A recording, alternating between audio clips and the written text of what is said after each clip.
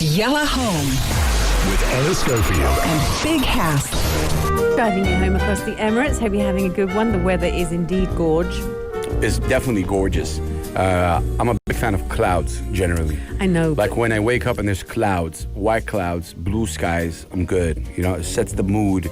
I'm listening to some comments, some lo-fi hip-hop, some, some really that vibe, and it gets me, really. I saw one of your posts this weekend. And Ooh, you were like, she went to my profile. Ooh. I didn't. You flashed up. I thought I'd have a look. And you were there just chilling with your hip hop on, your computer on, just doing your man sandals on, which cracked me up. That's funny, yeah. You in your man sandals. See, that's the thing. I had a lot of comments on that. By the way, I had a lot of comments on that, like, "Yo, man, there's so much chilling, man. They're so dope." I'm like, "Yo, if I post about an artist, I want you guys to vibe the same way, not about my sandals." Yeah, but it was really funny. But you did have socks on with them, and I'm not sure I can allow that. Yeah. I'm like, never do that. I'm that kind of guy. Okay, please don't do that. Really? No one wants to see the toes of a sock. Really? It's a cool thing. Okay. Bad form. Cool. Interesting. Okay, Anna, I got an animal story real quick. Yes. This is incredible. Subhanallah. Amazing. It's a video that shows a bird. I don't know what kind of bird it is, but it's such a smart bird. There's a bottle. Okay, imagine there's a bottle of water. Okay. And obviously, imagine this bottle of water like now. Okay, got it. The water level is so low. Okay. It's so low. Right. And he couldn't, put his peak in or whatever it is to drink. Yeah. The bird went on and started putting rocks in the bottle so that the water level got up. Amazing. Yo, get out of here. That's amazing. And I'm like, I'm watching Show this. me immediately, if not sooner. It's like a minute and a half video. You have to keep watching it. So I'll show it to Anna right now and talk about it. So this is the bird. It picks up the Oh, it's rock. a magpie. That one. Cool. Very clever birds. Exactly. And then puts it in the bottle so that the water level started going up slowly, which is very interesting. And then at the end of it, he drinks, which is... And he gets the I'm like, this thing. is interesting. And it's a minute and a half kind of video. And it's just it's really... so clever. Now, let me tell you some things about magpies, because the UK is full of them. Whoa. So the black and white birds, they're pretty big. So they're the size of crows. So they're big old birds. Oh, wow. Okay. Yeah, they're big. They're also really naughty.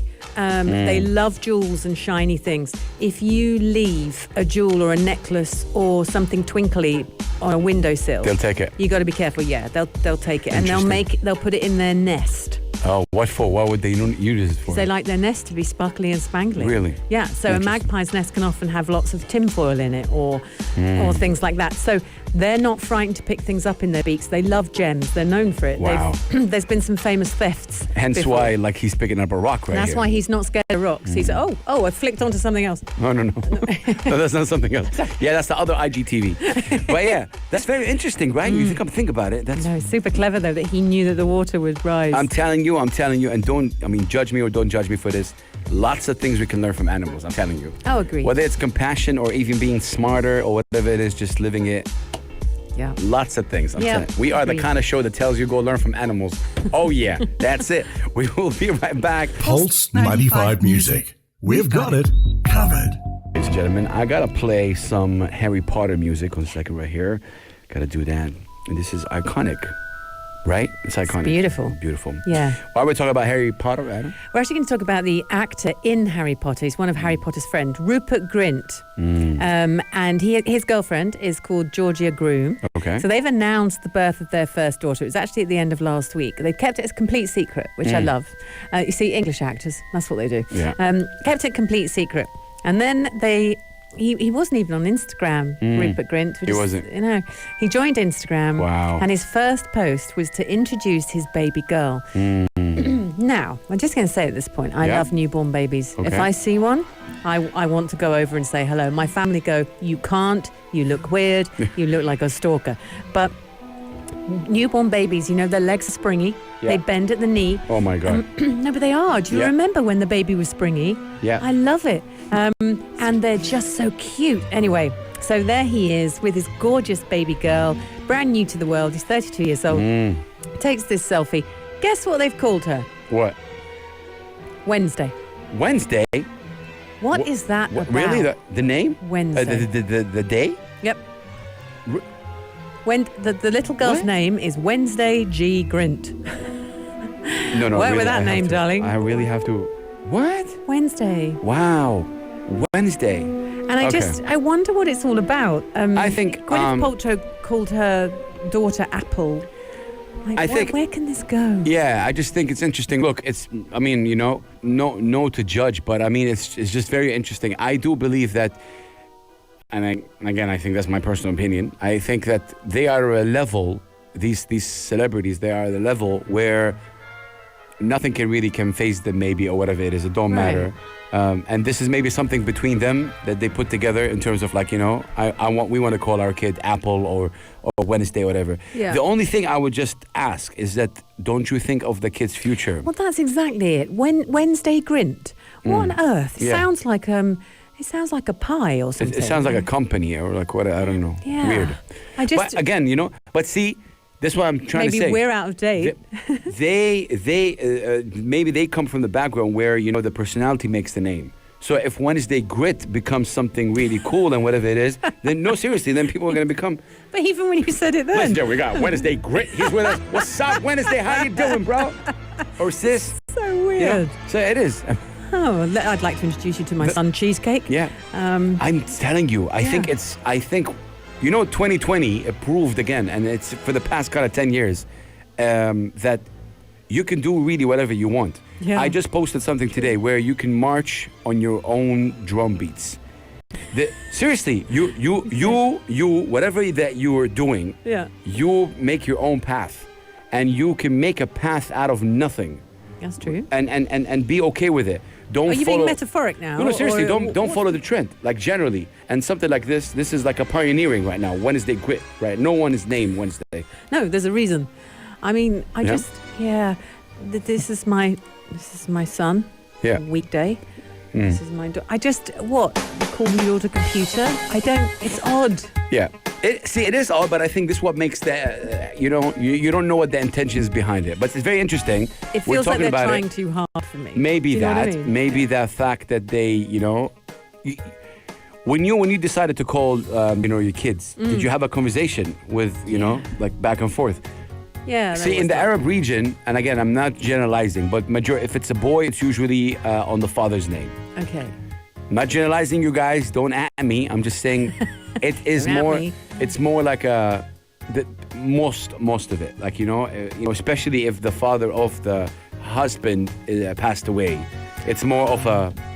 So it's an like honor. a salute and an honor. And we do have that. Yeah. You know, we do have that hand the name down thing. You got, I don't know, in the West there's like, you know, for example, LeBron James' son is LeBron James II or something like that. And the second and the third, like George V and stuff like that. Yeah, for kings and queens we do that. No, even or for lords. Yeah. I don't know. But like there's a lot of people that have. for celebrities, but yes, I know what you're saying. We do. So we LeBron James' son is called LeBron James. You see, now that's just crazy. Yeah. I don't know what that means either. It's almost and it's hard because it's also a level where you are you gonna live to the level of your dad? Well, exactly. This is the crazy part as well. You're also handing over your own identity to another human being, and I don't think that's fair. And he was talking about that. He's like, that's why we call him Bronny, but like generally on the passport is it's LeBron James II. Something like See, it's a bit. Can't you let them forge their own life? I would like to be generous enough to give my kids their own identity, not call them Anna. Hey, be Anna Schofield. Hello, Anna Schofield. I think it's mean. Yeah, I think this discussion has inspired me to you know, what sort of like what's a cool name, what's a bad name? Yeah, and it's all subjective. It's all isn't subjective. It is. You know, so like for a lot of people, for example, like, you know, I used to love the name Umar. I love Umar. Yeah. Like as a name, it's such a strong name. Yeah. Islamically, Arabic-wise, very strong name. It's so dope. But then, we called our son Ahmed, and my dad's name was Ahmed Yahya. He had this couple, what we call it, like a mixed name. What do we call it in English? A combined name. I'm not sure you guys have that. Yeah. But it's like, his name is Ahmed Yahya. It's two names. Okay. Yeah, okay. Anyway. But yeah, I think it's interesting. I think it's up to the discussion. Did you have any kind of quarrels to decide who picks who, the name? A little bit. There was one because I wanted to call Lola after my mum. And her name was Daphne. And now that would be super cool. Yeah. Daphne Schofield. But at the time, my husband was having none of it. Let's talk about that. Beautiful name. Yalla Home. With Anna Schofield. And Big Hass. Music's greatest songs. Greatest songs. Worth covering. Original Classic Hitmakers. Now listen carefully, guys. Can you hear that? Can you hear this riff in the background? It's one of the most famous guitar riffs of all time by a band that literally swept through in a very short period of time, really, when you actually go from start to finish, and it all came to quite an abrupt end in April of, I think, 1994, but I'll get back to you on that. This band were utterly remarkable and so true to who they were. So it's nice to play this song I'm going to play from them, of which there are many. I'm going to play Come As You Are. And actually delving into the meaning of the song, Come As You Are, there isn't really one, which is quite interesting. And I was really into finding out what it was about, whether they were the talking about pitching up as you. It's a discussion, funnily enough, you and I have had a lot. So when you go to an event and someone says to you, and it happened recently, they said to me, smart casual. Anna, what does that mean? Because you're big ass, you're hip hop, you're, you've got your handkerchief on your head sometimes. Bandana. Or you got your cap. Handkerchief. That's so English of me. Put your handkerchief on your head, sir. That'd be funny. And you wear the clothes you wear and you're super cool. And when we went to Sharjah Performing Arts Academy, we were doing a talk there a couple of weeks ago, and you rocked it up in your shirt and your tie and your bandana and your big hip-hop kind of trainers. And it's such a look.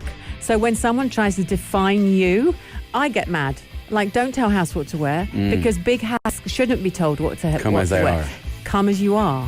So that's what I always thought this song was kind of about, especially as Nirvana, the band, redefined what was punk, what was rock, and they did away with what was sort of hair rock, this long-haired thing that everyone was doing. Everyone thought the proper rock bands, you had to have hair down to your waist, and the guys all flung their sweaty hair around. Nirvana broke all that. They smashed through it and just went, no, but they are so rock, and they were grunge, and they were properly urban. It's incredible that you say that. As a kid growing up in Saudi Arabia, I remember one thing about Nirvana, the Nirvana Unplugged, which I'm sure you're going to talk about. I am indeed. This was it for me, and I was like, wow. The settings, how he was singing, how historic moment. They're performing. So I can't wait to know them more. And actually, when you get to that was weeks before we lost the lead singer, Kurt Cobain. So very real. That was a very real moment that Hass is talking about. And that's the bit we all remember if you're sort of our age. So they're an American rock band formed in Washington, funnily enough, in 1987. And they were founded by the singer-songwriter and the guitarist, very famous for being a most amazing guitarist, Kurt Cobain. That's the guy we know. That's the one I think pretty much everyone knows. I feel like even kids now will probably know of Kurt Cobain. And he was married to Courtney Love, famous actress, and also she was a wild child, and she had famous parents. And the coming together of those two and the getting married, and they've got a daughter called Bean. Truth. Yeah. And so my daughter's middle name is Bean. Wow. She's Lola Bean. And actually there was a bit of us, we kept calling her Bean because every time we went for a scan, it just looked like a kidney bean. And we would be like, there's the bean, this is our baby, it's the bean. See, that makes sense. Yeah. Not calling your kid April not April. Wednesday. No. What was it? Wednesday? Wednesday or Apple. Yeah. Yeah. God no, bless. She was the Bean, and so her nickname is Beanie. But also, we were huge fans of Nirvana anyway, particularly my husband. So when I said the Bean, he was like, "We are calling her Bean." So that's her name, and I hope she grows up to be a famous actress called Lola Bean because it's super funny. Now, the next name that you know, and probably will have heard, the bassist, his name. She says, not being able to pronounce it, Chris Novoselic. The band went through a succession of drummers, absolutely loads, but they ended up on Dave Grohl for most of it. 1990, they landed on him. Alternative rock, okay, and they're also referenced as being the figurehead of Generation X. They are named as sort of being the creators of that. But they created a modern rock and roll, and they are still used as a rock and roll reference now. You've always got Nirvana mentioned in all the things. Their first album was called Bleach. I know, that's so funny. Crazy. Crazy. And they were that band. They were out there. Their second album, though, was the one that absolutely rocked everyone. And that was the one that this song is from, Nevermind, 1991. And everyone is very familiar with Nevermind. And it was literally a cultural phenomenon of the 90s. It was just huge. Certified diamond, blah, blah, blah. They have a true rock punk aesthetic. They're a fusion, though, of pop melodies. And what they call it is pop melodies with noise. And I love that. Because look, listen. So this song is actually a bit of a love song. And it's super cool. And then suddenly everyone starts going mental and all the instruments play at the same time. And it's pop music with noise. But they were always plagued by their internal politics. There was lots of it. Obviously, most songs were written by Kurt Cobain. Midway through the band's career, when they've been in it for a few years, he turned around and he said, look, the royalties were being split by all the band members. And he turned around and said, well, this isn't really fair. I write all the songs, so I'd like to actually reassess the shares and who gets what percentage. And the musicians, the other guys in the band, all went, okay, cool, that's fair. You do write most of the songs. And then he went, oh, and by the way, I'd like to go back retrospectively and receive all my money from all the sales so far. To which the band then went, whoa, hang on a minute. But he kind of won, and he got 75% deal of whatever it was retrospectively. And that didn't sit well with any of them, and it stayed with them. You've already talked about the MTV Video Music Awards. Actually, you talked about the Unplugged, which is very, very famous. There are lots of rumours about that. Unfortunately, Kurt Cobain was following the rock and roll lifestyle. So things that you're exposed to when you are rock and roll sort of megastar, he was being exposed to. But you've got to remember, this is in a very short space of time. There's a big... well, it's not. It's just quite a small festival. The Reading Festival is named in their history of being one of the best performances they've ever given. And I'm, of course, reading this as a Brit going, the Reading Festival? Really? It would be like... what would it be like? It's just quite a small place, Reading, and its festival isn't really known for being out there. But they played the Reading Festival, and apparently it's amazing. But their rise to fame is quite weird. They were still touring with the first album. They then brought out their second album, which is the one. If you want to download a Nirvana album, do it. Just do the second one. And on the back of this album, out came Smells Like Teen Spirit. Everyone jumped on Smells Like Teen Spirit. This is a proper rebellion, but with a melody. It thrashes around, but it's fantastic. And it's got anger, but it's also got passion. But you want to dance to it. It's the most incredibly enticing piece of music. So it's studied in colleges and universities. Like, listen to it as a song. It's just a bit hardcore for radio, and some of the lyrics are a bit dubious. That came out. They were on the back of this amazing song, and suddenly they were absolutely huge, but they were still playing quite small venues. However, they've been touring with their first album, and they were too tired, and they said, we're not going to tour on the next album. Never mind, we don't want to tour for a bit. And then they started arguing about which song would be released next. Come As You Are was the one that the label wanted. Kurt Cobain didn't. And there's another band who'd released a song called 80s. I forget their name. And that band, Something Joke, that band were furious because they say that Come As You Are is very, very similar to their song 80s. Wow. So there's a bit of a conflict there. They didn't actually end up suing. They threatened to, but they didn't end up suing. It's all fine. They walked away. Kurt Cobain did feel that it was a bit like that, though. Apparently, he did kind of understand where this band were coming from. Anyway, they released Come As You Are. He was persuaded into it by his label, and of course it's a huge hit. At this point, they are now attracting so much attention. Wherever they go, there is TV crews, there is press, and really they hadn't jumped to that next level yet. But they somehow hit on the feeling of people. They brought in this new kind of sort of punky rock that had melodies to it. They didn't have long hair. They were cool. They looked super. Kurt Cobain was just gorgeous. And then, of course, he's married to Courtney Love, who is also a gorgeous actress, and she's wild as well. So this crazy buzz was created by this band. And what they said was, we're not going to tour, but what we'll do is lots of small performances here and there. Did a couple of MTVs, did various awards, did the Reading Festival, did all those sorts of things, and then ended up on MTV Unplugged. But they said that they wouldn't. Well, there was one, actually, I've got to go back a minute, because when they went to the MTV Awards, they were told they couldn't play the song that was currently the biggest song in the time. It has a title that I don't feel comfortable saying on air. Yeah. The title of this song, and it's not like it's a swear word or anything, but it's just protagonistic, if you like, and a bit controversial. You need to listen to the song. They said they weren't allowed to play it. This is Nirvana. So they get up on stage and everyone's holding their breath. And they play, Kurt Cobain starts playing the first few bars of the song.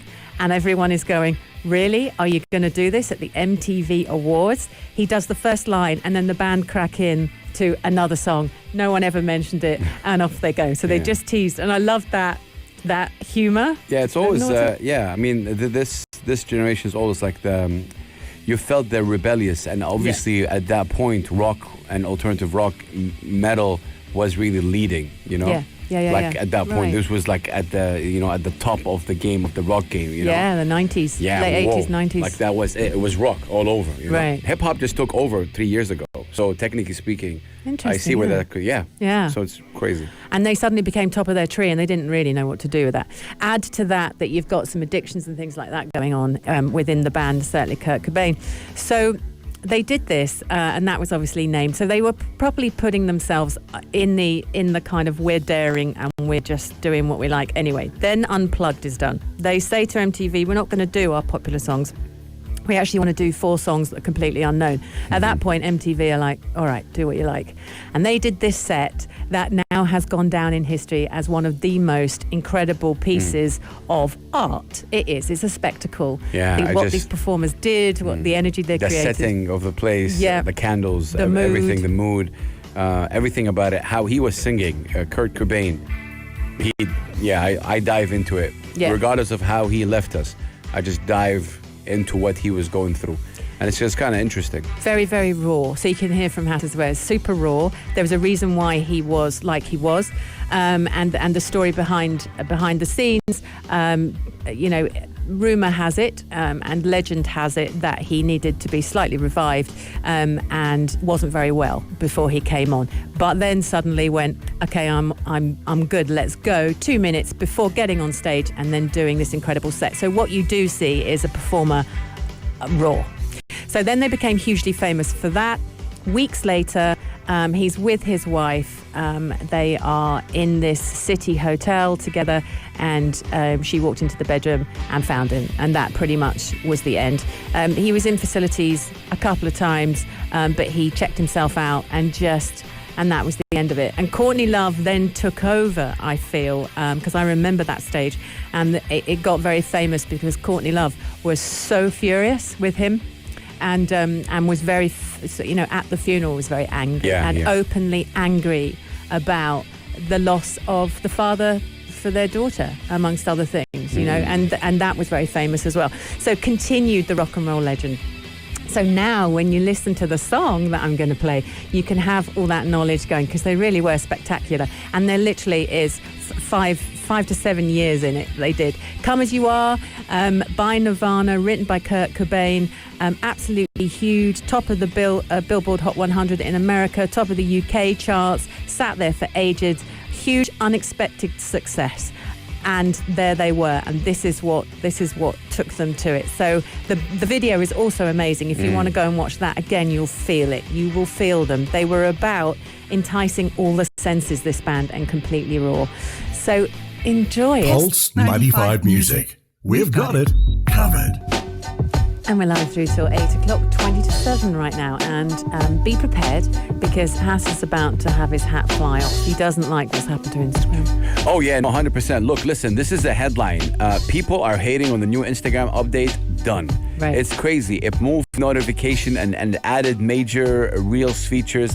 It's just moving to something that it's not it, right? Now, I'm following one of the managers at Instagram, and he keeps saying that we need to keep an open mind about what Instagram is. So now, before the update, obviously this is Instagram, right? Okay, got it. You used to upload a story by a simple click. Yeah. You just click on the top left and you go to story. Now, no. Now you have to click the plus button, which then tells you want to post, or you want to do a story, or you want to go live, which is it's just different, Yeah, and people are just hating the update. Plus, Instagram is really moving towards this short video creating, more like it. So that it can copy TikTok.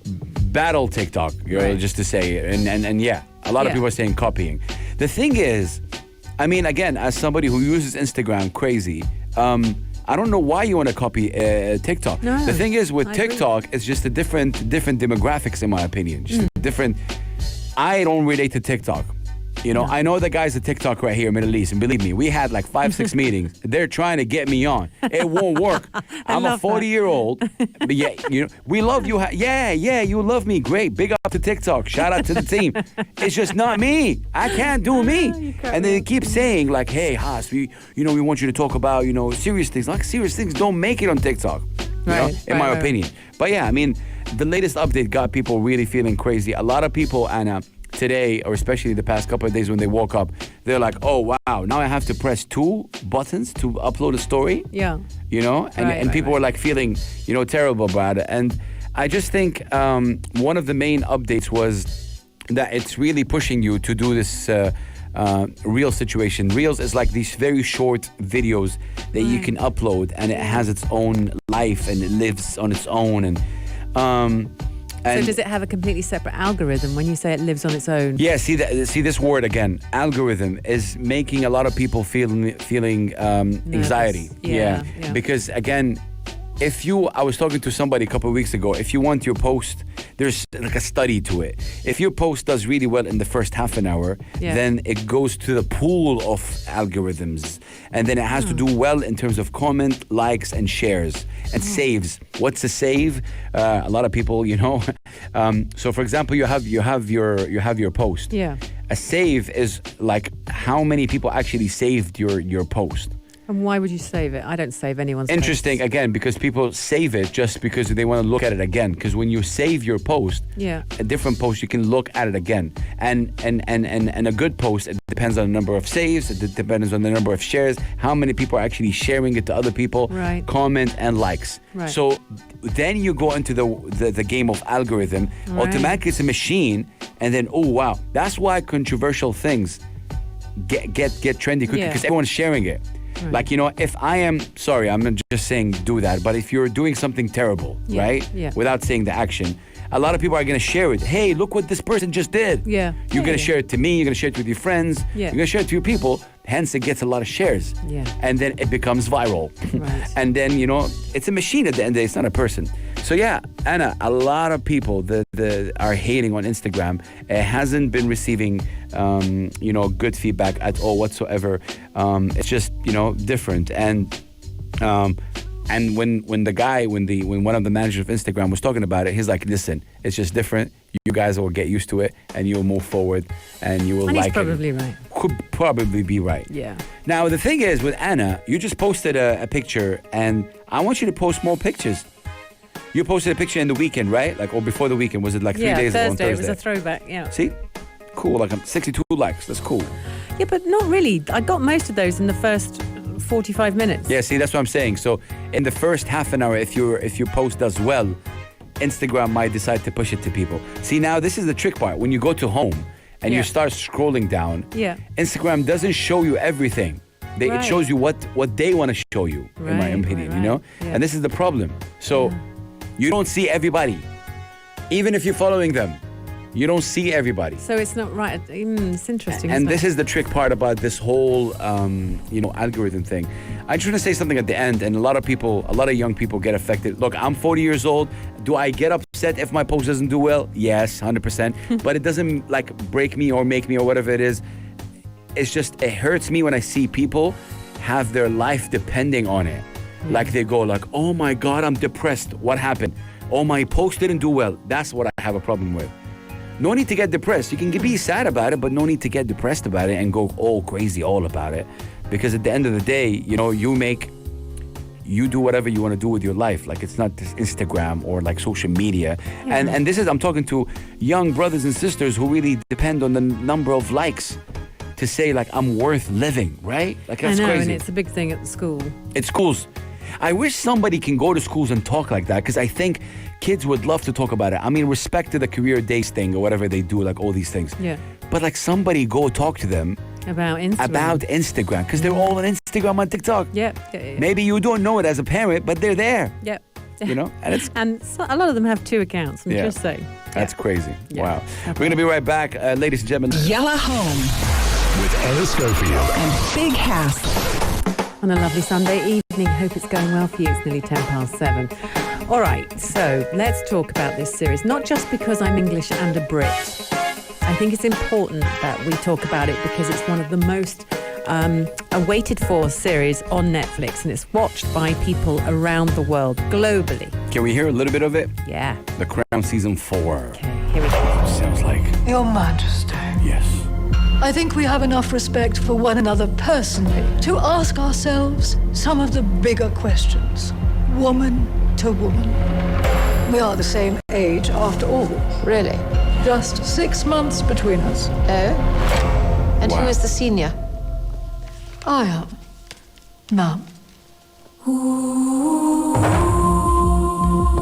It's super good, huh? Super good. 2 women running the shop. That's the last thing this country needs.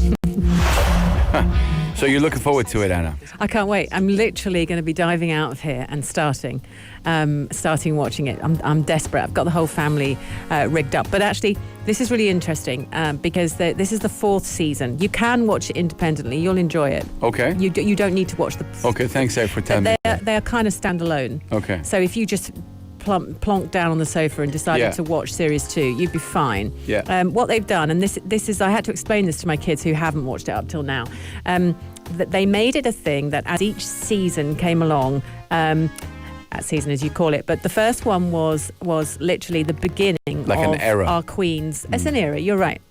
And it was the beginning of our Queen's reign. So she's Elizabeth II, and she was crowned when she was like 17 or something, very, very young. Yeah. And they took it from there. That's where the story started. So it was her early life, and they took it to a certain stage. It's not a true story, or is it? Like, there's a lot of truth in it, but the whole thing is a drama, or it's inspired by... They stick to as much as they can. Facts. The facts that they've got. They keep saying, look, it is a work of fiction. I think they embellish some things. And I think by saying it's a work of fiction, they can wriggle free of condemnation. Yeah, I hear you. So that's what, I mean, it works for them to go, listen, it's just us telling it, but it's so aligned to everything. Obviously, we don't know what goes on behind closed doors. Yeah. But what they have done is root through everyone they possibly can on the inside at Buckingham Palace. Through the years, they've talked to people. They've gone through all the media, the press on the situation, anyone who's leaked information. So they've really gone through it, and it's very, very well done. It's very well put together, and the actors looks like it. The makeup and everything is super good. But what they have always done for each season is, as the characters get older, because the first season starts with the Queen becoming Queen from her father, who sort of abdicated. And then in season 4, now we're into the 80s. But each one picks up where the last one left, but they change the actors to suit the age. So the actor doing season 1 knew that the actress knew that she couldn't stay the Queen, and she was super good as well. But she's too young. So you've got a change of actors, and then it became the coveted roles. Who's going to take over as Queen Elizabeth? Who's going to take over as her husband, Duke of Edinburgh? Who's going to take over as her sister, Princess Margaret? You know, who's going to take over these coveted roles? And then this season is the 80s and the 90s, and that's where you get Prince Charles meeting Lady Diana, Camilla Parker Bowles, who he is now married to, the meeting of Princess Diana with Camilla Parker Bowles. Princess Diana talked about there always being 3 people in the marriage. She said herself in the interview, which obviously is under great scrutiny at the moment, because Martin Bashir, the reporter, is actually being held accountable for that interview.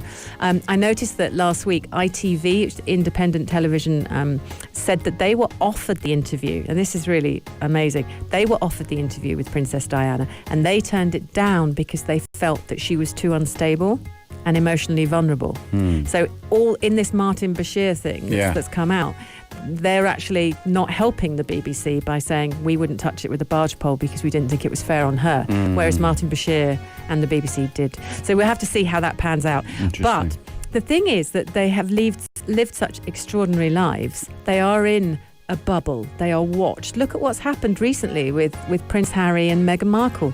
You know, it's continued to be absolutely catastrophic. You know, there's just this set of decisions, and the world is addicted to it. And it is the most compelling piece of television, honestly. Now, I have no idea how it's going to be. They're very upset. Never before has Buckingham Palace or the royal sort of household in any way commented on the Crown, other than to say, it's all fiction, don't worry. It's all been a bit like that. Not so this time. So royal insiders today came out and said, this actually is exploitation of the royal family, and they don't like it for the first time. The comment was, it's exploitation of the royal family with a Hollywood budget, and it shouldn't be allowed. So that's really interesting. Prince William's apparently really upset. It shows Princess Diana's alleged condition with bulimia, and Prince William is mortified and didn't want that, and so that hurts me a little bit, that the princes are having to watch that. They are sensitive about what happened with their mother, and rightly so, and they were absolutely ravaged by the press. So now to maybe have this in front of them is something that they don't want. So that's a bit of a toughie, if I'm honest, but I'm racing home to watch it. So in terms of brilliant TV, I mean, it is tough. I think it's tough to watch also for them, but see, this is the trick part about entertainment and television. Like, where do you draw the line of what is the freedom of speech? Where do you... Agreed. Do what is we it? need to know? At the price of Prince William and Prince Harry. Absolutely. Like, this is, crazy. I mean, when Michael Jordan dropped his also, ESPN, kind of documentary, it was some things where, were also very tough to watch and see. But I think, just that... I just think that she's no longer with us. So she can't say her part of the story. She can't say how... Obviously, we all know how she feels, especially about the marriage. She and stuff said like that. how she felt. It was there. She did that, But I just feel bad for the kids. Like, personally, I feel bad for the kids. Because, they didn't even say, I think, goodbye properly. With everything that is like, No, how could you? Yeah. What happened to It was them? just, they wake up in the middle of the night. She passed away in Paris, I believe. Yep. And it was like all iconic. I still remember that day where it was breaking news. It was awful. Yeah. I still remember where I was, and I remember my mom. My mom was a big fan, still is, and my dad, may still rest in peace. We're all like glued. Yeah. And we're like, who? Who? And how has this happened? And it sends shivers down you, doesn't it? Started hating photographers back then. Yeah. I was like, but then you meet people who are who are like these paparazzi, and you're like, that's how we make our money too. But there's a line. Not on the expense of other people, but someone. exactly. But because but that's how they make their money. Like you take that shot of a celebrity and lying somewhere in a beach or whatever it is, and that's true. But they were running away from you, and there has to be a point where you don't chase. The discussion was there after that. Yeah, it really was. And actually, that's the first time there was huge public kind of retaliation against the Paps. They overstepped. They know they overstepped. They overstepped after the crash. Yeah. And even what they did after the crash, and continued to take pictures before the emergency services got there. They were so disgusting. They were so despicable. There are photos out there that the press have altogether decided they will never print, but they're still in existence. Yeah. And those boys know that. That's a disgrace. Does season 4 discuss the passing away as well? Oh, they cover it. They do the whole thing. Wow. The crash. What happened, and they do it quite tastefully. The one thing I will say is that The Crown is done very well. It's very tasteful. For the first time, I think we all felt quite a lot of sympathy for the Queen's sister, Princess Margaret. Through the press, she was always kind of highlighted as this wild child who kept doing dodgy things.